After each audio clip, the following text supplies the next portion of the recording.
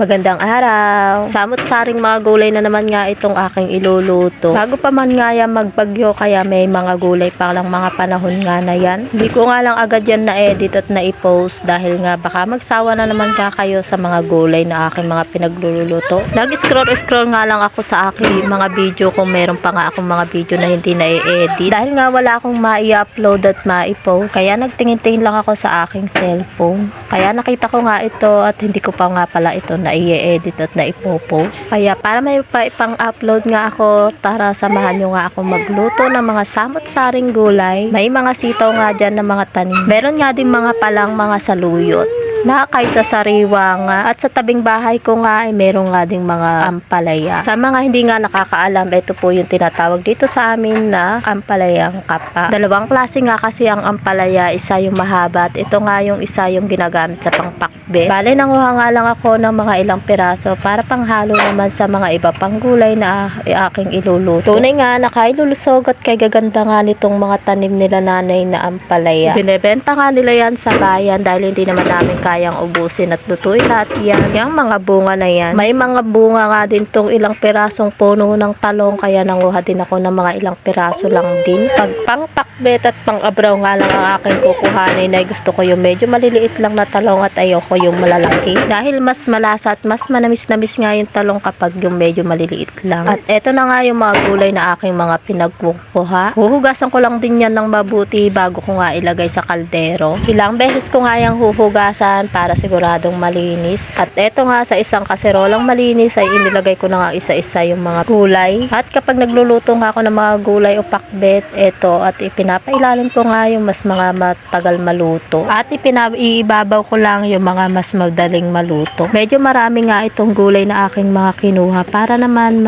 umabot nga ng hapunan namin. Kapag nagluluto nga ako ay talagang tinadamihan ko na kasi gusto ko talaga na umabot o pinaabot ko talaga na umabot ng hapunan. Para hindi na nga ako luto ng luto at hindi na nga rin ako problema kung ano pang uulamin namin sa hapunan. Kaya madalas kung anong ulam namin ng tanghalian, ayun din ang ulam namin ng hapunan. Ayan nga, nung mayari kong mapagsama-sama sa isang kaserola itong mga gulay ay tignan nyo naman at apaw na apaw nga yung mga gulay sa kaserola at halos hindi nga matakpan. Nilagyan ko na nga rin yan ng mga pampalasang betchin at saka ng bagong. At syempre nilagyan ko din yan ng isang basong tubig. Medyo pinipilit ko pang isara pero hinayaan ko na lang din sa huli dahil liliit na din yan mamaya kapag nakuluan. Ayan, at nakuluan na nga yung mga gulay at medyo naluluto na nga, kaya ayan, kumbipis na nga at lumiit kaya nakaayos na nga yung takip. At para sa pampabalanseng lasa, eto na nga at naglagay ako ng kaunting asukal. Pagkatapos nga ay hinalo-halo ko lang para kumalat naman yung asukal sa ating mga gulay. At hindi nga rin nagtagal ito at luto na nga yung aking pinakbet na halo-halong mga gulay. Kasi nga itong pinakbet sa mga paborito naming ulamin dito sa amin. Lalo pa nga pag panahon ng taggulay dito sa amin dahil maraming ang mga gulay at iba't ibang mga klaseng tanim na gulay dito sa amin. Pero ngayon nga at mga nagbagyo nga dito sa amin at isa kami sa mga naapektuhan. At hindi nga lang isang bagyo kundi sunod-sunod na bagyo talaga yung dumating. Kaya naman talagang walang natira halos na mga gulay dito sa amin. Idagdag pa nga na hindi na nga panahon ng gulay ngayon at dahil taniman na nga ng mga sibuyas ngayon dito sa amin. Meron man nga na mga gulay pero madalang at mas marami ang nagtatanim na ng sibuyas dito sa amin. Kaya nga nag-iisip na naman nga ako kung anong mga gulay ang aking itatanim dito sa tabing bahay ko. Mainam na nga rin yung may mga tanim akong gulay para kahit papano ay pipitas na lang ako dito sa tabing bahay ko at hindi na nga ako bibili pa. Laking tulong at laking tipid nga rin para sa akin yun. Hanggang dito na nga lang muna mga kananay. Salamat sa inyong panonood at nawa ay pagpalain tayo ng ating Panginoon.